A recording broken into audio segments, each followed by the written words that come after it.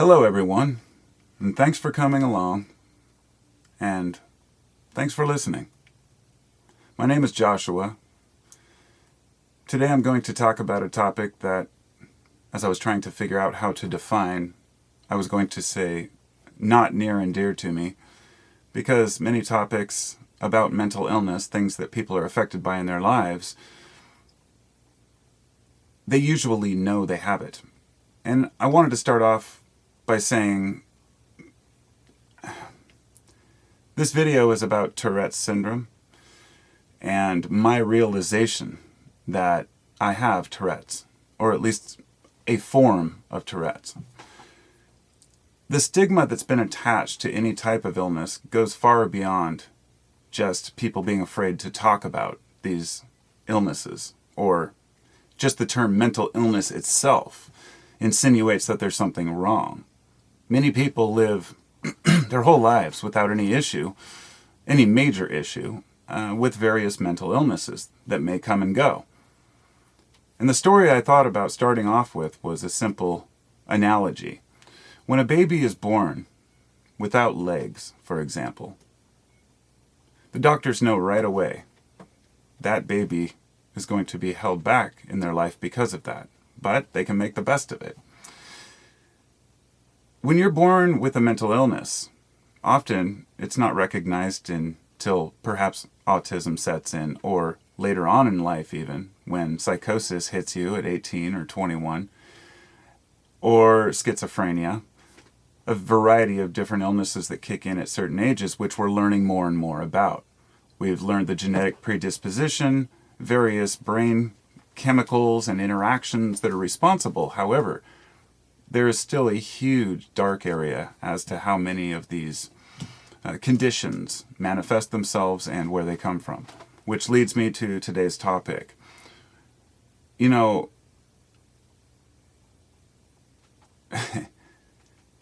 when I was younger, I was the kind of kid who, if I touched something with one hand, I had to touch it with the other hand. It was normal to me to feel that I wouldn't be satisfied until I had touched with both hands in the same place. A condition I later understood was kind of a mild form of Tourette's or OCD, whatever you want to call it. They are different conditions, but by definition they are often intertwined. I had never even heard of Tourette's other than the stories of a kid screaming, F you, all day long. And there are plenty of stories of people who do curse, which have Tourette's, but that's just one form of it. And that occurs in under 10% of people who vocalize curse words.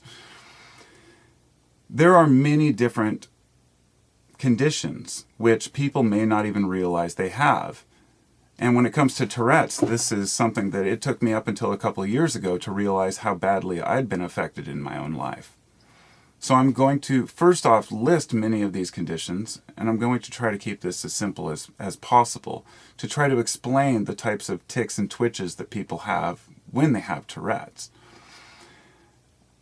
Perhaps punching and hitting in extreme cases, and even some of these cases where people hit other people, they have to do it a certain amount of times, perhaps 2 or 4. Interestingly enough, even numbers tend to take over, and I believe that comes down to the balance. As I was saying, I don't step on the cracks on the sidewalk, but when I do, I have to step on it with the other foot. These are things I more or less kept to myself because I realized that I was a little odd in the way that I had these different twitches. And the cursing part, I don't have that. This is called coprolalia, and copro meaning shit, basically. So there are different types of twitches and tics. One of them is eye movement. It could be blinking, could be opening your eyes really wide. There would be muscle twitches, perhaps your arm spasms. Now, I'm going to explain how it's not a spasm. It's not a twitch that happens uncontrollably. You can't control the urge to do it. However, you're aware of it before you do it. And even when you try to stop, if you do, something just doesn't feel right until it's accomplished, whatever you're trying to accomplish. And these will vary. These sometimes, during times of stress, they can increase for certain people. I'd like to back up for a minute and say, usually these manifest between the ages of 8 and, say, 18, and often go away in early adulthood because the hormones and growing up, going through adolescence can produce some anxieties that can maybe bring this on. They're still not sure exactly why it happens. There's a theory that it has to do with the basal ganglia, which is a part in the deep brain, which helps to communicate information to your frontal cortex. In other words, telling you to move. But when you're in what they call the resting state, the brain just can't relax. And this may have to do with why certain people just never, what they call, can turn off. That's my mind, always going, always racing. But I never realized how much different I thought than other people.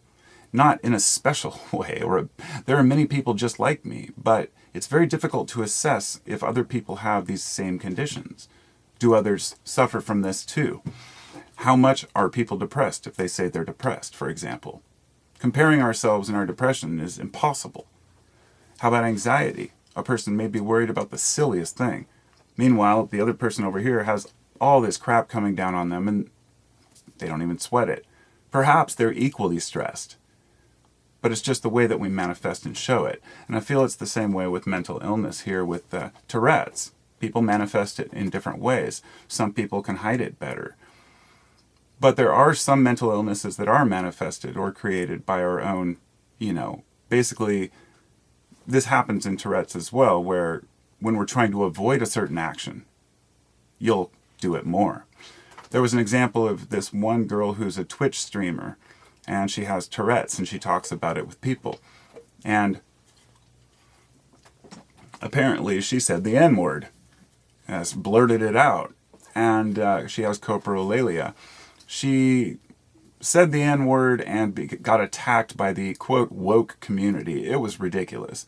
It's well known that she's a streamer that can blurt out these things, but people were not willing to buy it. They couldn't understand it. They can't comprehend that a person could blurt something out and not be able to control it.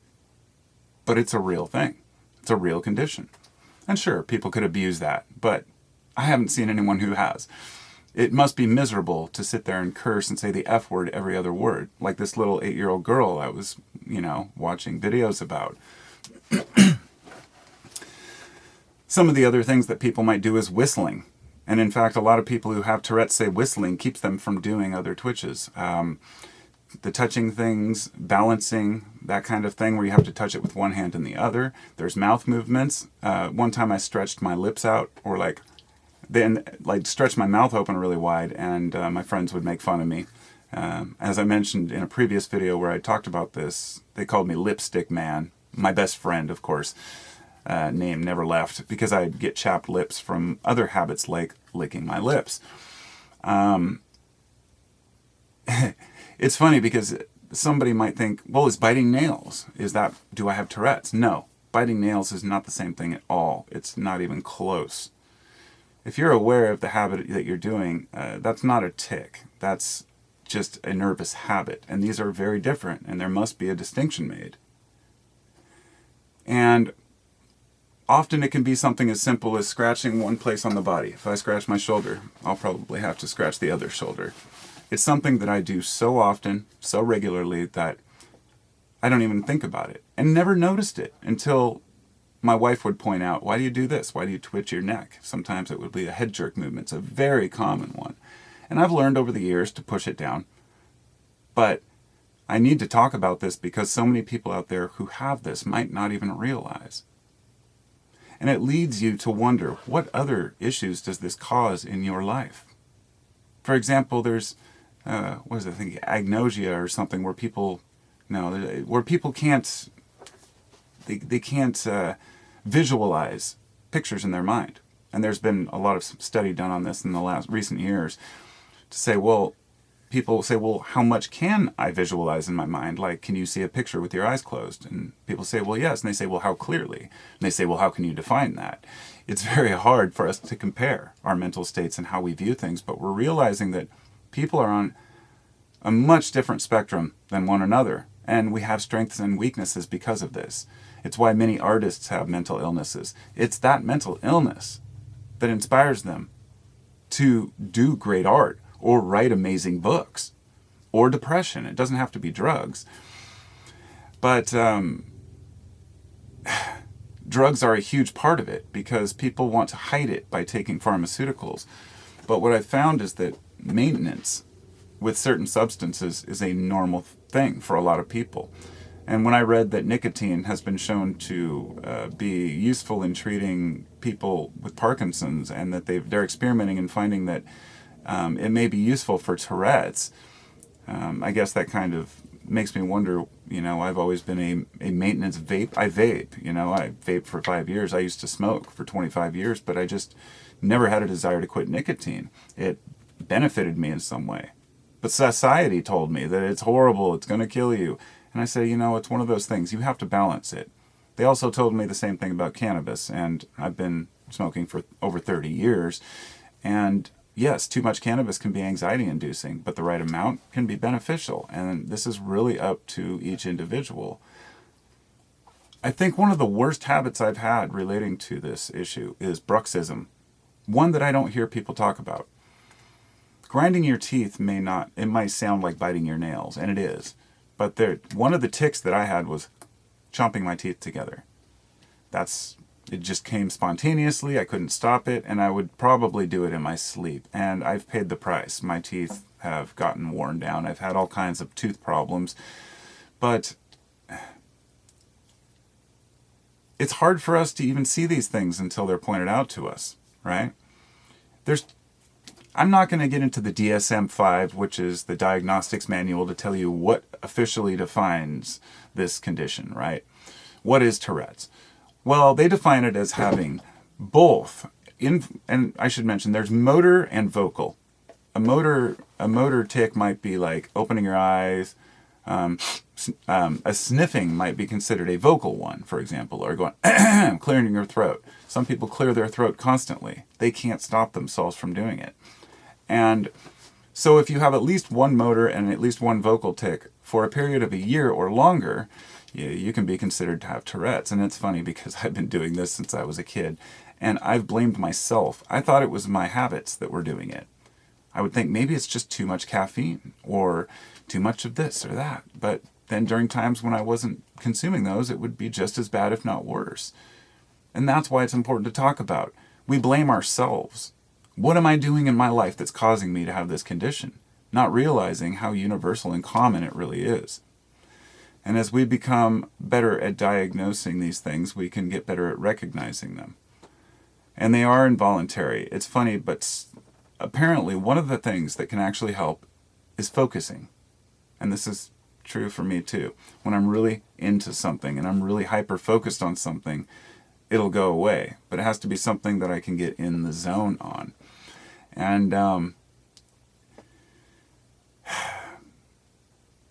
I think of this as like